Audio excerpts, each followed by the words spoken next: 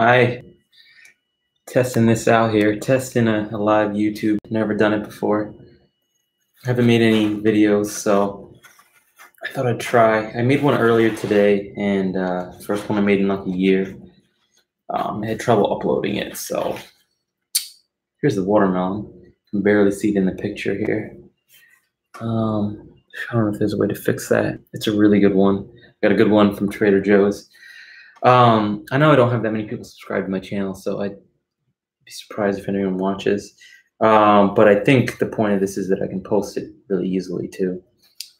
I don't know if I'll share anything.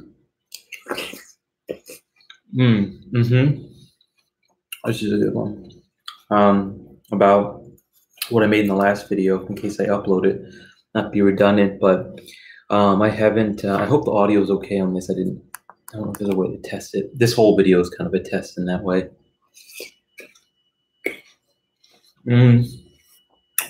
So because like the lighting is like back and forth too.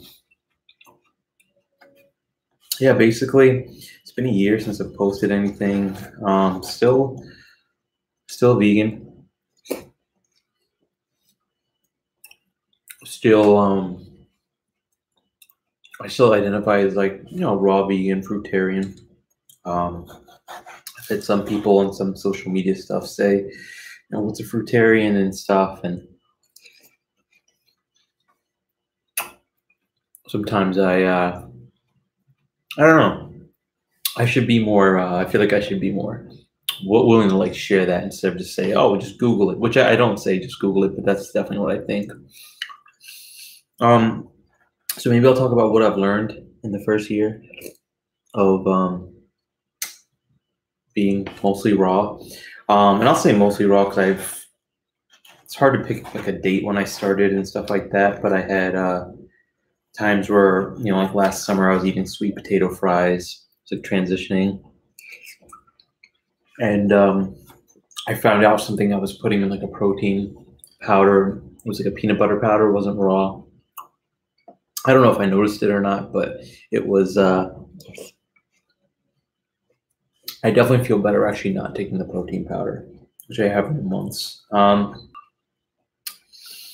else is going on? Oh, I have a watcher. Who's watching? Oh, they came and they left. If anybody comes in during this chat, they can definitely feel free to say something.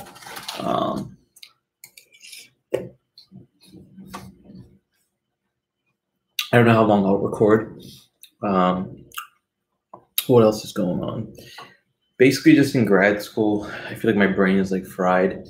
But this is a way to kind of like stay connected with, hopefully with people, community, just to test.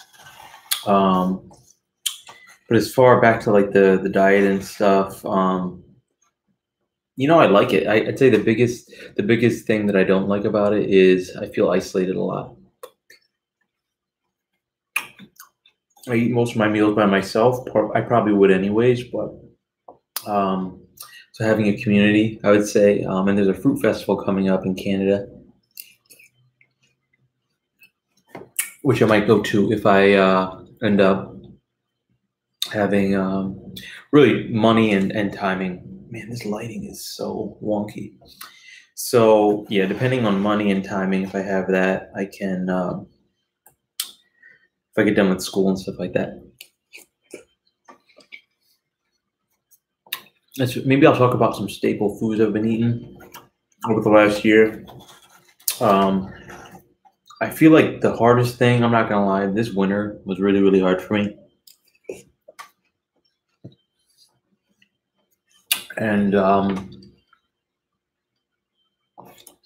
was just tough because I live in the Midwest and there wasn't just the fruit quality was low. I mean, I bought watermelons. Here's the watermelons. You can't see it, but I was buying watermelons for like $9. That the quality was like maybe half as good as this one is. And this was a $3 one that I, kind of did a couple, like tapping tricks, but just found.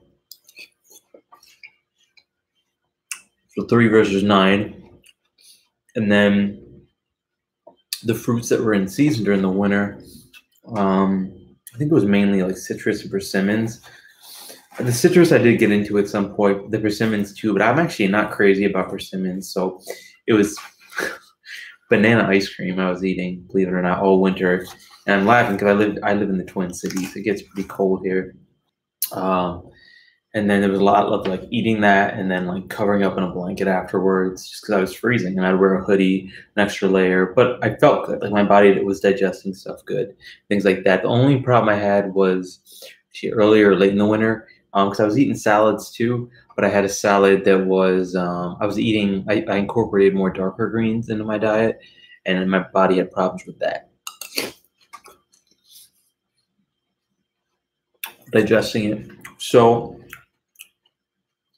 I would say if you're new, if you're doing that, just regardless of what kind of diet you're eating, but just to listen to your body. And, you know, even like within this raw diet, like I'm realizing there's so much variations and stuff, and people talk about 80-10-10 and things like that. And I still do eat pretty close to that. I've been eating this one thing I really like, this corn dip. It's corn cheesy dip. You can find it at the Raw Advantage. I think it's like on his page, on their page, it's like a zucchini pasta. So yeah, I don't know.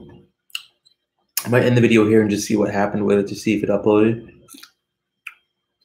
or not. And you know, if it does upload, feel free if anybody wants me to make any videos.